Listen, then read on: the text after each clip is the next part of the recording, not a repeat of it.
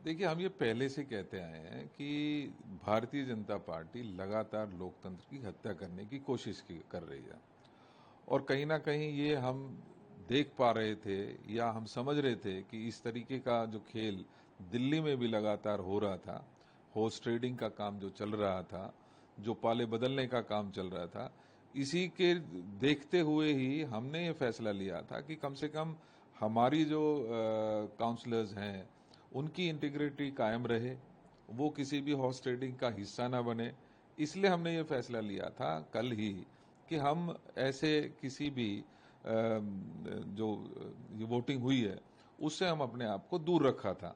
तो आज जो हुआ कल और जिस तरीके से आज भी हुआ, ये निश्चित ही जो आज पिछले कई काफी काफी समय से, चाहे वो दूसरे प्रदेशों में लगातार हुआ, आपने देखा होगा पीछे उत्तराखंड में हुआ था, गोवा में हुआ था, मध्य प्रदेश में हुआ, उसी तरीके का खेल ये भी दिल्ली में भी किया जा रहा है। तो हम इससे अपने आप को दूर रखते हुए, हालांकि दोनों तरफ हालात ये है कि आज, और ये भी एक बड़ा फैसला हमारा इसलिए भी था कि हम दोनों पार्टियों से इक्वल दूरी रखना चाहते थे। एक तरफ वो पार्टी है जो लोकतंत्र की हत्या कर रही है, और दूसरी तरफ वो पार्टी है जो लोगों को सपने दिखाने का काम तो कर रही है, लेकिन उसके ऊपर किसी भी प्रकार से अमल नहीं कर रही। आज दिल्ली की जनता त्रयमान त्रयमान कर रही है। जिम्मेदारी किसकी, और आप क्यों भागते हैं उन जिम्मेदारियों से?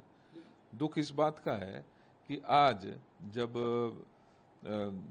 पुनः एक बारी कॉरपोरेशन के चुनाव तय हुए, तो ऐसे में जो पार्टी संघर्ष से निकल के अपने आप को कहती है हम निकल के आए थे, और उनके पास नंबर थे 124 बनाम 115, तो क्यों वो इस मैदान छोड़कर भागे? मैं समझता हूँ कि उनको इस चुनाव का कम से कम सामना करना चाहिए था, और ऐसे समय में अपनी ताकत को दिखाने का काम करना चाहिए सवाल था। यही उठता है कि पहली बार जैसा आपने कहा कांग्रेस पार्टी पहले ही फैसला ले चुकी थी, लेकिन जिस आम आदमी पार्टी का काफी संख्या में पार्षद है वो कैसे अपने आप को दूर रख दुख सकते होता है ना कि जब आप कहते हैं हम संघर्ष करने वाले लोग हैं, नंबर आपकी साइड है, तो आपने क्यों हथियार डाले? आपने क्यों उसे चुनाव से भागने की कोशिश की? आपको लड़ना चाहिए था, अपनी ताकत दिखानी चाहिए थी। हैं? क्या आपके बयान से ये समझा जाए कि आपस में कोई मिली भगत है दोनों की? देखिए, मैं लगातार ये कहते आए हैं कि ये जो हॉर्स ट्रेडिंग है ये लगातार चल रही थी।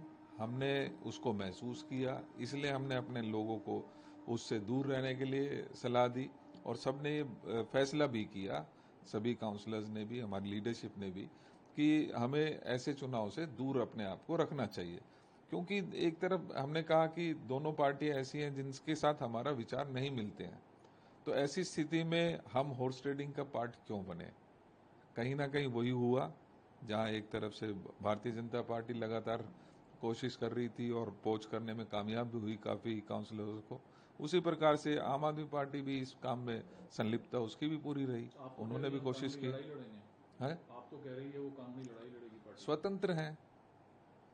जब लोकतंत्र में आपके पास नंबर है, आप तब लड़ना नहीं चाहते, कोर्ट में जाके क्या लड़ेंगे? देश की राजधानी दिल्ली लगता नहीं राज्य जो है वो घिरी हुई है। देखिए, मैं तो एक बात जानता हूं कि आज दिल्ली की जनता परेशान है। आप हर वो चीज के लिए कोई ना कोई बहाना बना देते हैं।